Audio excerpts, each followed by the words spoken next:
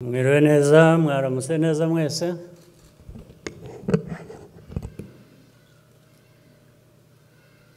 Bayobozi muri hano, b'inzego z'igihugu cyacu, Abanyarwanda mwese, batumirwa bakuriye, bahagarariye ibihugu byanyu hano mu Rwanda, n'imiryango mpuzamahanga,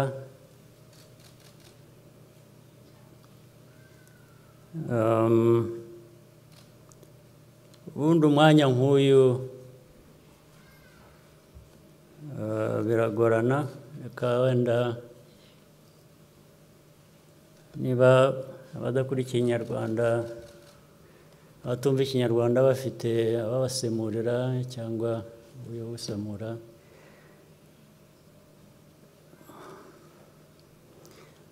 First of all, on a day like this one, the hour, the day, the week, the year, now we are in the 28th year, remembering.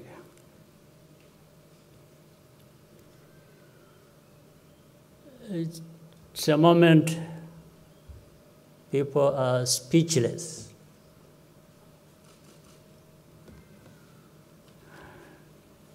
Not lacking freedom to speak, as some people would want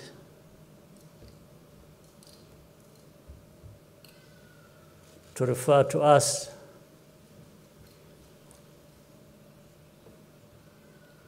as a country that we have no freedom to speak. That's rubbish. Just doesn't make sense. But the reason is also clear why people, just imagine the testimony we have just heard.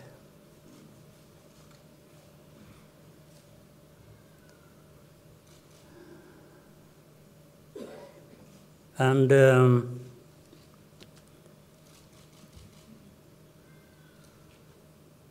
people being hunted down day and night for who they were, for who some of them are still today. Also imagine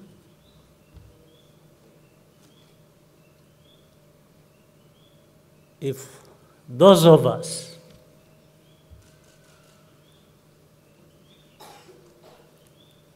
who were carrying arms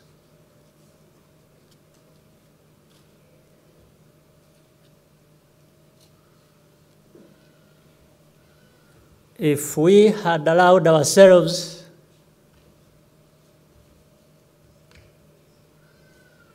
to pursue those who were killing our people,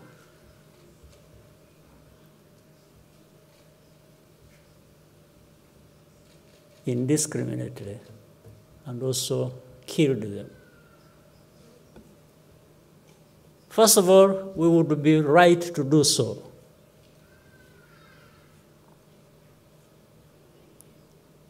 But we didn't.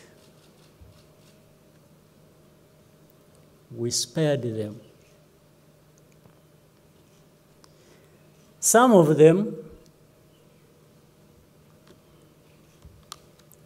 are still living today in their homes, in their villages. Others are in the government, they're doing business. Some of those who are responsible, or who benefited.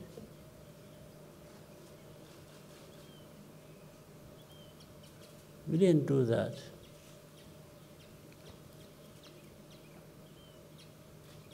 And yet, people will have guts to say what they say about us or do against us, what they still do up to now. But let me tell you,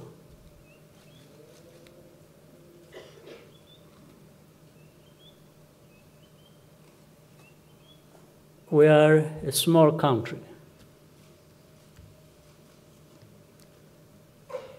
but we are big on justice. And some of those are big and powerful countries, but they are very small on justice.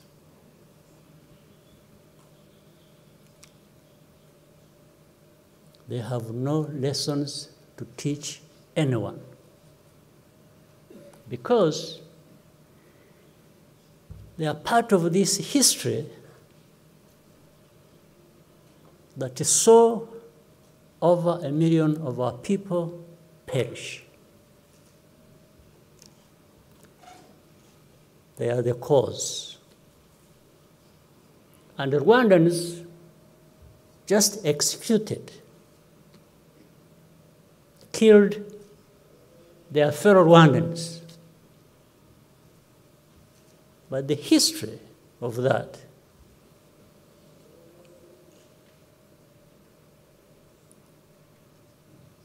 originated where we all know, originated from that.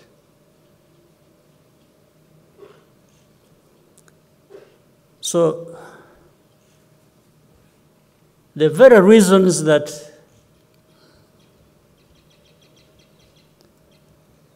what we suffered, what we endured here, originated from there, is the reason they cannot give us peace.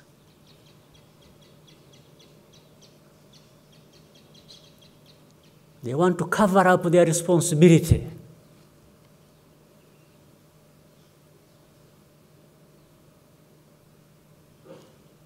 They want to cover up their silence. When the millions of people here in Rwanda needed them to speak out, to speak up, to come to their help. So in the end, the story becomes that of,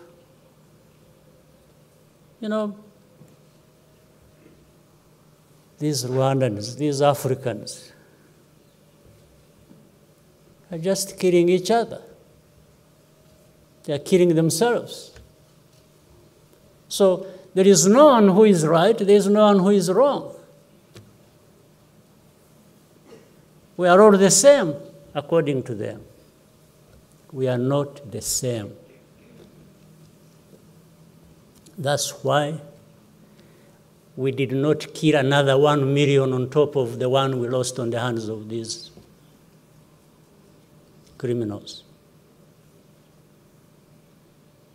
some of whom are even protected, even now, by the very countries that talk about justice, that give lessons about justice. Forget about justice. Let's talk about other things. They talk about democracy. They talk about all kinds of things. As far as I know, there are 3 systems that govern the world. One is the so-called democracy. The other is what they call autocracy. The third in between, that is silent, that is powerful, is that of hypocrisy. 3 systems. democracy, autocracy, in between, the most powerful, very silent, effective, and that is hypocrisy. But for us, we've learned our lessons. We will carry the names anyone is going to give us. I have no problem with that. But the lesson we have learned, and the lesson of things we knew anyway from the beginning, some of us, is that it doesn't matter how far you go from here, thousands, tens of thousands of kilometers, you are not going to find people that are more important or have more important lives than us, than we are.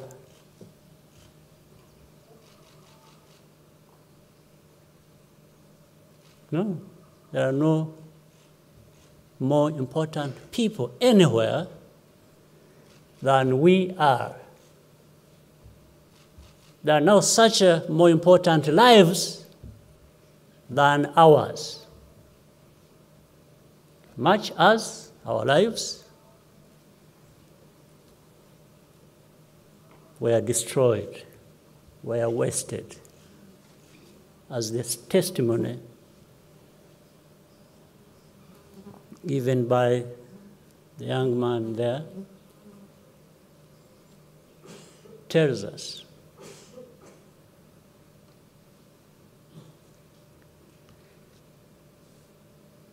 I will say all these things just even for the benefit of our young people, that those who were born at the time are now 28.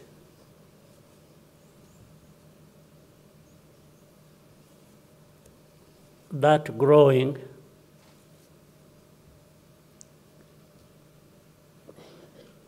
must have taught them the lessons of our history, the history of this land.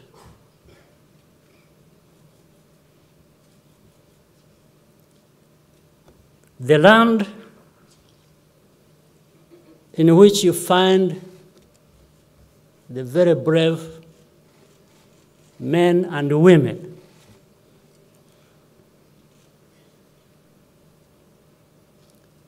the heroes, if you will. But I have a problem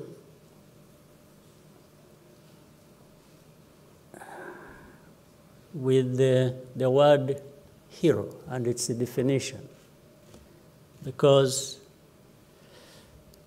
there is no hero in our situation like this one.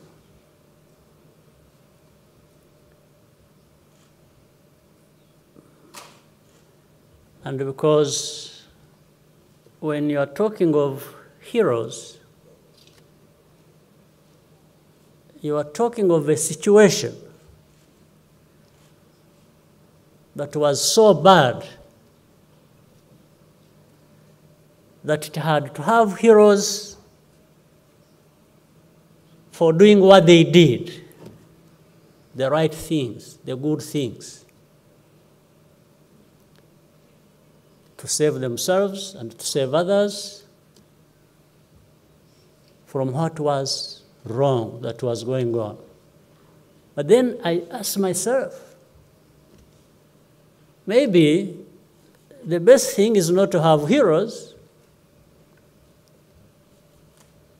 It is not to have that situation that produces heroes.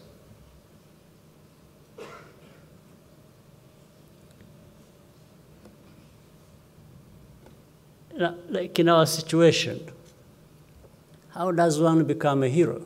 And you know you've lost 1 million people over.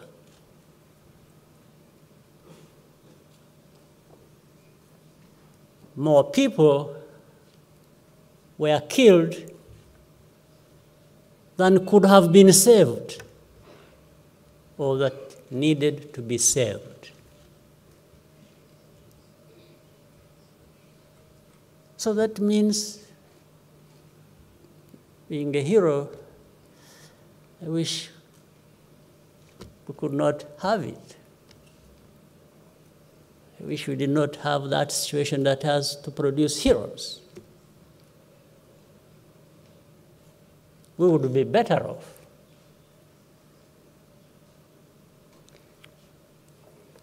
And another thing I have that is problematic with that word is that you can also manufacture heroes. You can decide to baptize somebody a hero, especially when you are powerful.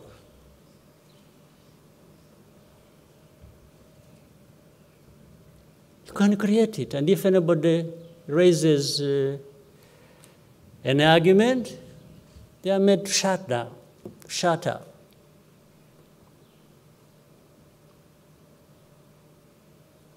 That's what I meant when I said the powerful are powerful, they are big, but small on justice.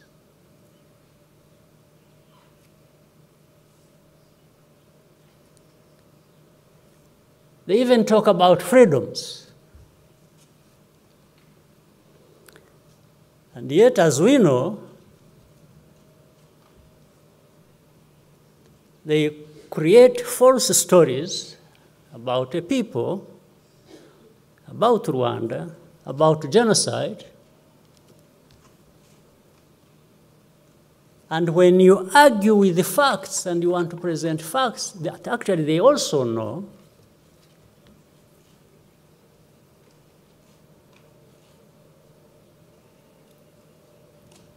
there is that power to tell everyone not to give you space to express your opinion, to answer back, to argue. And yet they are the same people who will start accusing others of lack of freedom to express themselves.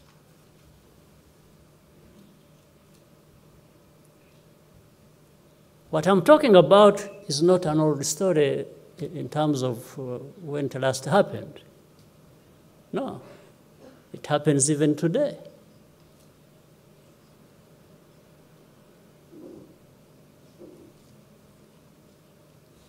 You find a renowned newspaper in some powerful place, falsifying stories about us, about Rwandans, about the genocide, about our history. And when somebody wants to say, look, that's not correct. This is what it is. These are facts. You know, you'll find it's like they have agreed among themselves, all channels through which you could have communicated or placed a reply, not to listen to you, because they want to have what they are playing, the only thing playing in everybody's ears.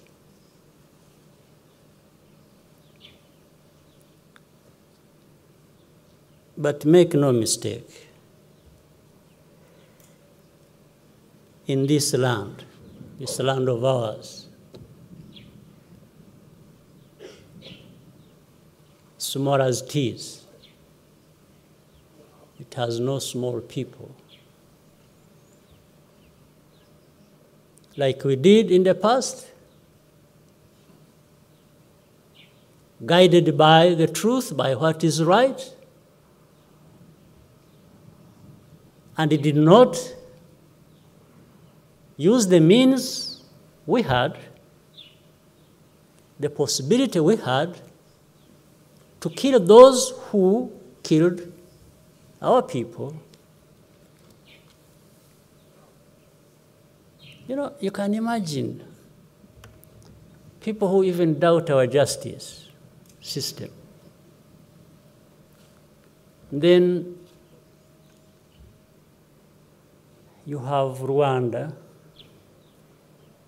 in our constitution, in our set of laws, having abolished death sentence, death penalty. Some of these powerful countries still hang people or electrocute them. They do that. In fact, for us to have even thought about abolishing the death penalty at a time we had so many people to justifiably hang. And these people miss that point. They miss the point that we are actually a country of justice, a country of laws. We believe in the rule of law. Because if we didn't, why do we do all these things? There is no amount of pressure. Let no one tell you lies. This we did ourselves. It's not because anybody influenced us or put pressure on us, and because who would put pressure on us when they are the ones doing the same thing? In any case. And then we have even people we have forgiven who were associated with this. What happened that we heard from in the testimony. People who were part of that, continuing to be part of that, even now,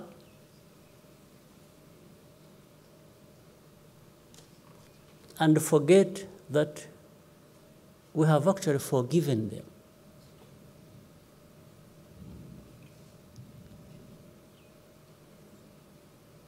So they are forgiven.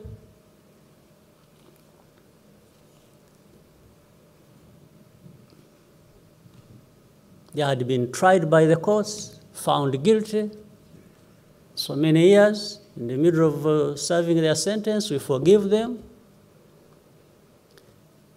Next, these are the people supposed to bring to Rwanda democracy. It's a joke.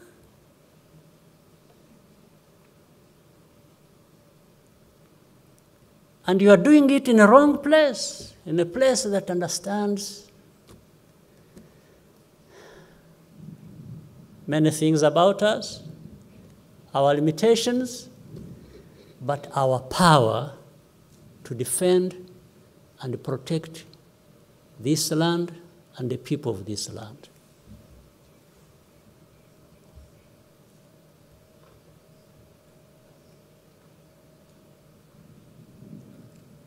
Those people who go around talking nonsense every day, they should take a moment and remember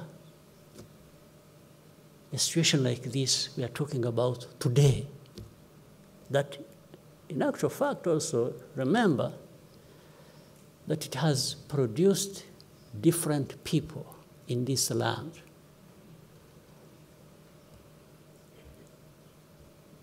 Our children, our grandchildren, we have a duty to make sure they understand this and they are there for this land, for the people of this land.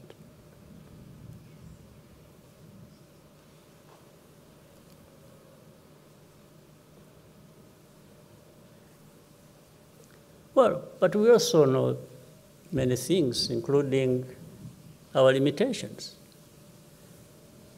We have no power to stop it or to prevent it. But to have the power to confront it.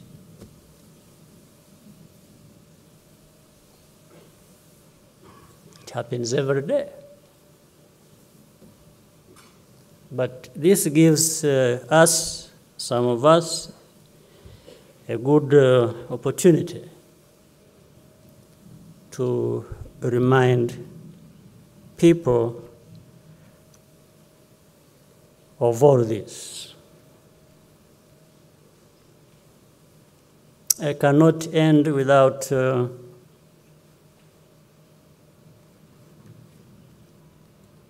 thanking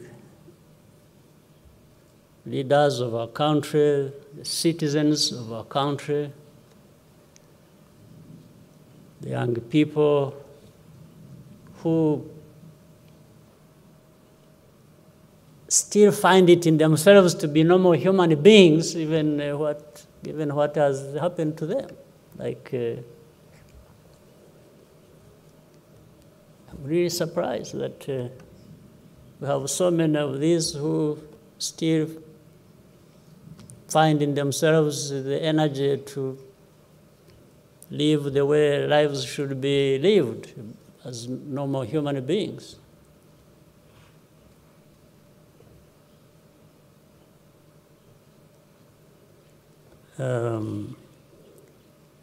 But the most important thing is these very hard, bad lessons should never be wasted. In the last 28 years, every year that passes makes us stronger and better people. And for being who we want to be, we shall be the ones to decide, not anybody deciding for us what and how to be.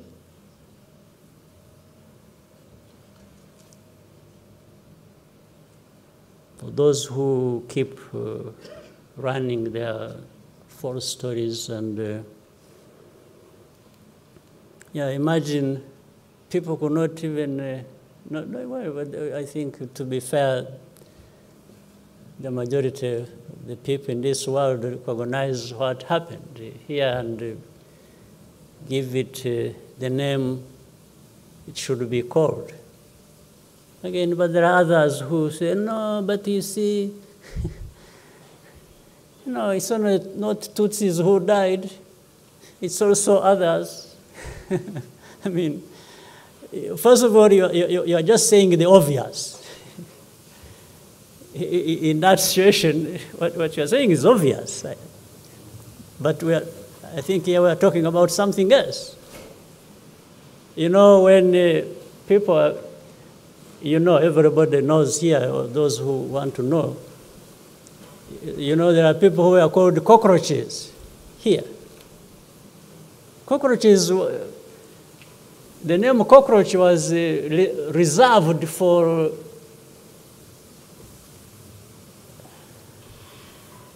a specific group of people. No. So, and when they were killing cockroaches. This is what they were saying. So they were saying it publicly. So to say that it was a genocide targeting Tutsis, how can it be wrong? How can it be questioned? How can it be argued about? Unless you have something else, another problem.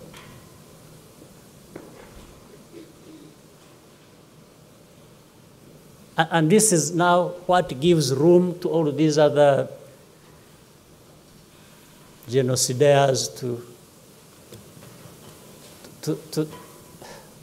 start talking about championing democracy. Their newfound breed of people who are democratic, who want to bring to Rwanda democracy, Rwanda that lacks democracy and lacks freedom of speech and lacks everything normal and human.